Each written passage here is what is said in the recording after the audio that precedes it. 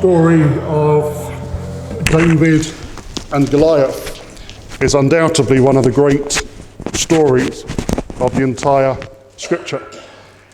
In the Old Testament, I think there's two stories that are my favourite, and that's the life of Samson, this great warrior, this mighty man of God, who by his own foolishness became blinded by his enemies, that he ended up just grinding a millstone around and around and around until the people brought him out to mock him.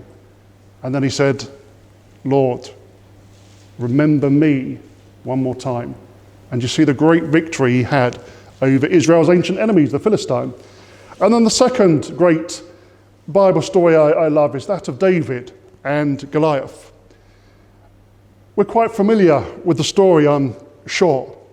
Anybody who's not, it's worth reading it in its entirety when you get home, just to understand exactly what was taking place here. But let me tell you from the beginning that the champion of Israel was not David. In this story, even though his name is the one that goes forth, he is not the champion of this story. It is the God of Israel, by David's own testimony, who was the one who gave the victory. Your champion against the giants in your life is the same God who remembered Samson and the same God who helped David in this, his encounter with this giant. And the Christian life of faith does not consist of an easy ride where we just turn up to church, sing a few nice hymns, listen to a stale or a nice, safe sermon, and have the pleasantries of conversation, and then copy and paste for the next Sunday. Let me tell you, actually the life of faith is tough. At times, it is hard. And I want to ask you the question this morning. How will you conquer the giants in your life? Will you conquer them, or will you cower and bow down before them? The role of a Christian minister is not to babysit people through the life of faith. The fivefold ministry, Paul wrote it to the Ephesian church. He said that the fivefold ministry is given as a gift to the church to equip God's people for a life of service. So that you can look at what the scripture says and you can actually be equipped in order that the body of Christ may be built up. And in a few verses later on, he says that you won't be infants tossed about like the waves, just going from one thing to another.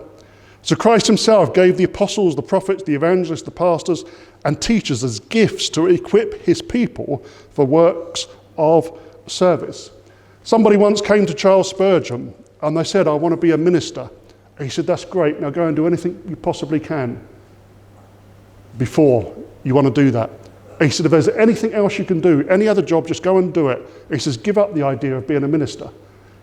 So the man went away. The following week he came back. "I really want to be a minister. I thought about it. I just cannot give it up." Then he says, "Maybe you might just make it then." And he said, "Because let me tell you," he said, "the life of faith is tough. The life of the faith for the Christian is tough. The life of faith for the minister is tough. And if you can do anything else," he said, "you won't make it unless you have that tenacity that actually God has called me to this, and I will do those things that God has called me to do." And this is really what we see with the life of David. Now, I want to ask you another question. Why did David take 5 stones to fight Goliath? That's the title of this message. 5 stones for 5 giants. Now we can symbolize it, say, oh, there's 5 things of prayer, grace, whatever we want. But actually, I think there's a more practical reason.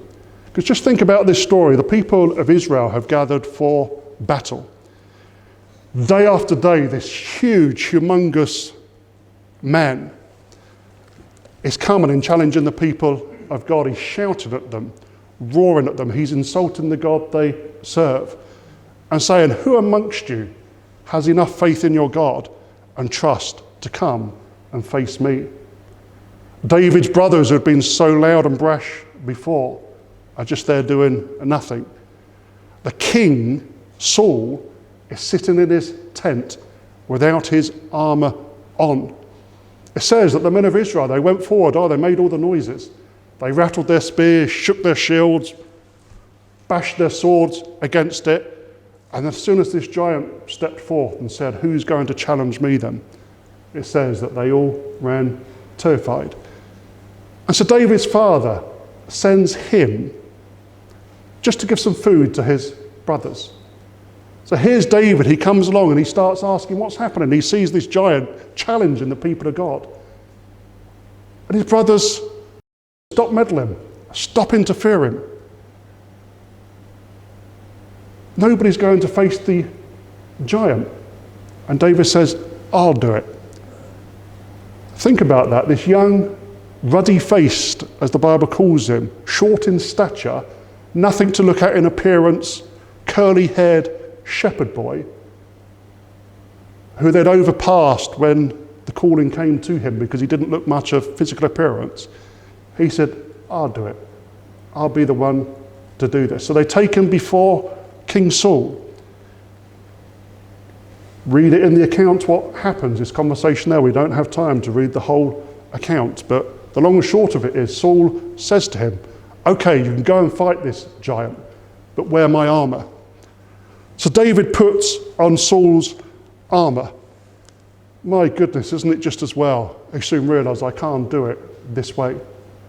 And I think that's the first lesson we learn. I will answer that question about the 5 stones and 5 giants, is you cannot be somebody else in the kingdom of God. I cannot fulfill my call in somebody else's armour. You cannot fulfill your call in somebody else's armour.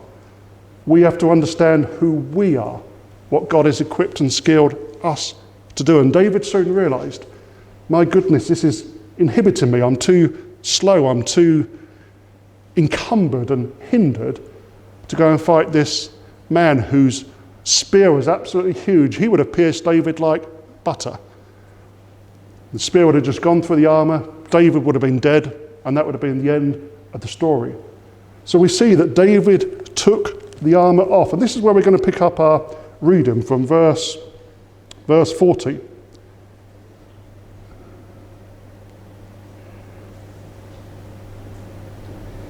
Actually, we're going to go back to verse 39. Then Saul dressed David in his own tunic. He put a coat of armour on him and a bronze helmet on his head. David fastened on his sword over the tunic and tried walking around because he was not used to them. "I cannot go in these," he said to Saul, "because I am not used to them." So he took them off. Then he took his staff in his hand, chose 5 smooth stones from the stream, put them in the pouch of his shepherd's bag, and with his sling in his hand, approached the Philistine. And meanwhile, the Philistine with the shield bearer in front of him kept coming closer to David. He looked David over and saw that he was only a boy, ruddy and handsome, and he despised him. And he said to David, "Am I a dog that you come at me with sticks?" And the Philistine cursed David by his gods.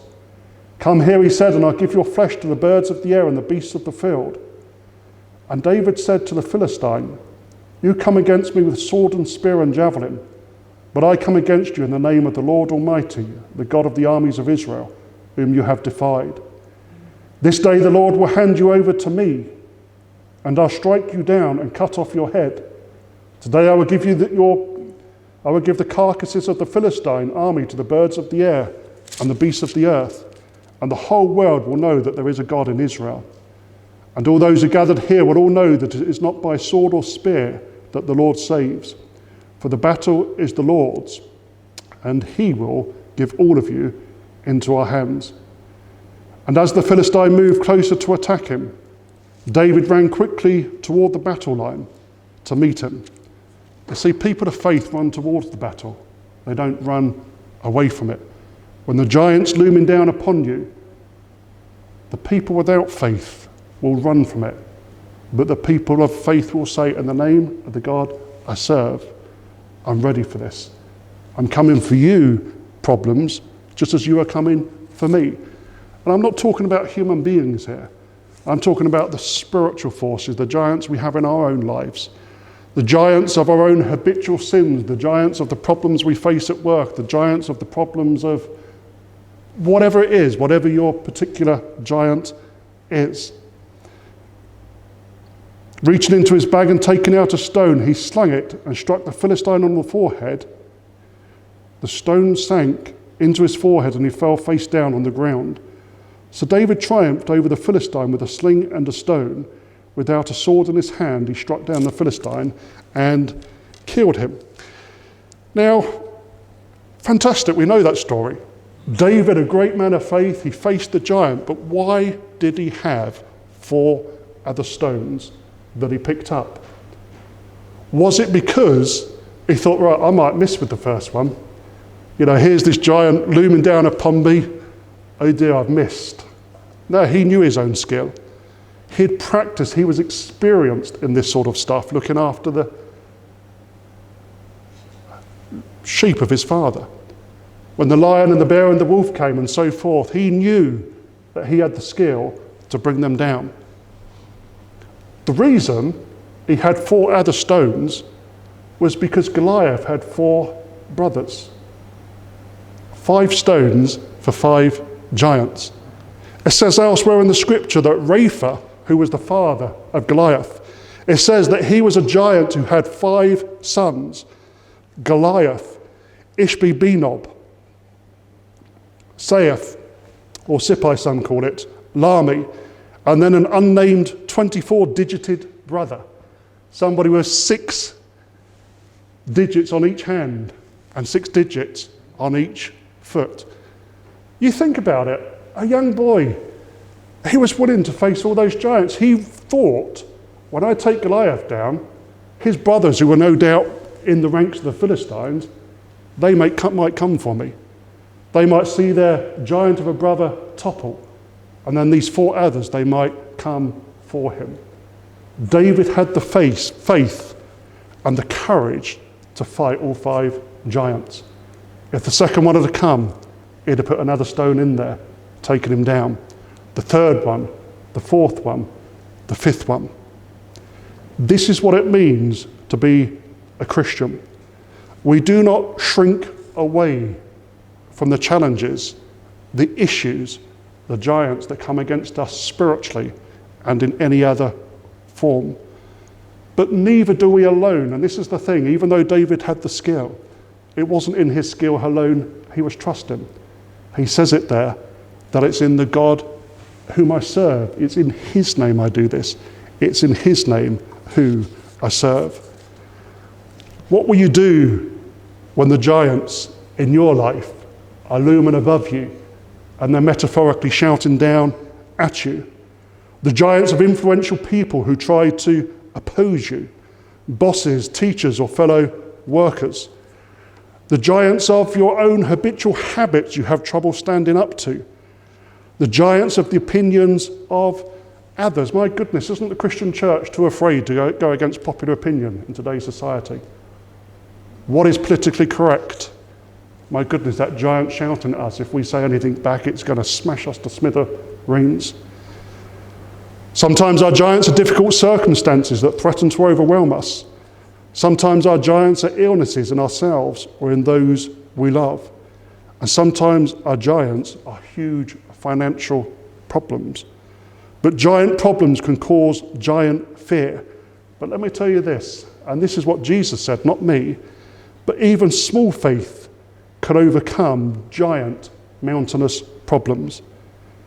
Jesus said in answer to the question his disciples asked him, why couldn't we drive out this evil spirit? They'd seen Jesus do it. And they said, why can't we do this? And he replied, because you have so little faith. He said, I tell you the truth, if you have faith as small as a mustard seed, you can say to this mountain, move from here to there, and it will move. Nothing will be impossible for you. Saul and the rest of Israel's army were filled with fear, but David was filled with faith. And fear is one of the most paralyzing forces known to anybody. People are often gripped with fear that renders them totally ineffective, totally paralyzed. And each of us have triggers. That's the popular word today, isn't it? Triggers. What's triggered you? So forth. We all have triggers that activate irrational fears. And there's rational fears and there's irrational fears. I don't like heights. If I climb up a ladder, I start to get dizzy and nauseous. It's not the fear of falling I don't like, it's that of hitting the ground at the bottom that seems unpleasant to me. We all have these things, but the Bible teaches us, and I'll bring this to a close, the Bible teaches us that we as Christians, we are delivered from the spirit of fear, and we have been given the spirit of faith. That doesn't mean to say that we're never going to have anxious or nervous moments or things like that, but what it means is the direction of our life is not shaped and driven by those moments. We'll all have times when we have little wobblies, when we have moments of being afraid or being anxious. But as long as those are not the driving force that cause us to make all decisions and shape our destiny. I'll tell you this story in closing. It's not a true story, but it's just sort of like one of these legends and myths that go around. One day, King Solomon, he's looking at the record of his father David and seeing his mighty feats where he slew Goliath and so forth. Then he looks further back, he looks at some of the other great men and women of faith in the Bible.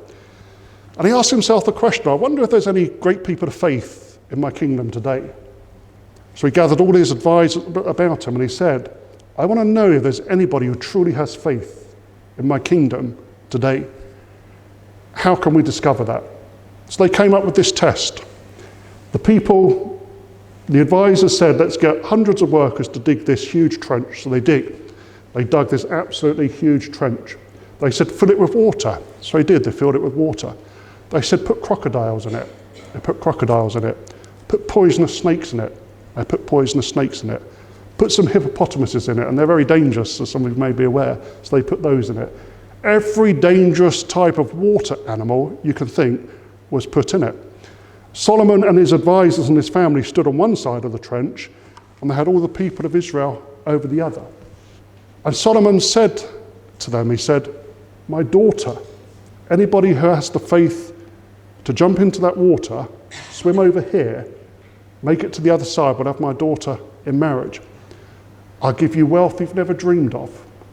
I'll even give you up to half my kingdom. All you have to do is have the faith in God to jump in and come over and join us on this side. Absolute silence for about a minute.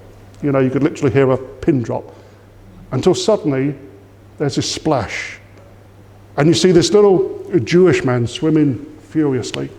He's trying to dodge the crocodiles, the hippopotamus, the poisonous snakes, the fish and so forth. They're catching him now and again. He eventually makes it to the other side, stands before Solomon. He's in a real bad state. Lacerations, cuts, bruises all over the things. He's drenched. He's really sort of like, been through it. He's standing before Solomon, and Solomon takes his beautiful daughter and says, well done, he said, you great man of faith. He said, here's my daughter as your reward in marriage. And he said, look at all the treasure there. He said, take as much as you want. Be rich beyond your wildest dreams. He said, I'll sign a deed of up to half my kingdom. You can own all the palaces and property you want. And he said, I'm so impressed, you great man of faith. Now tell me, what else can I do for you? You can start by finding the bugger who pushed me. Sometimes we have to be pushed in faith, but actually God calls us to step out in it. Let's pray. Father, help us not to be driven by fear, but led by faith, to face our giants with trust and confidence in you. In the name of Christ, amen.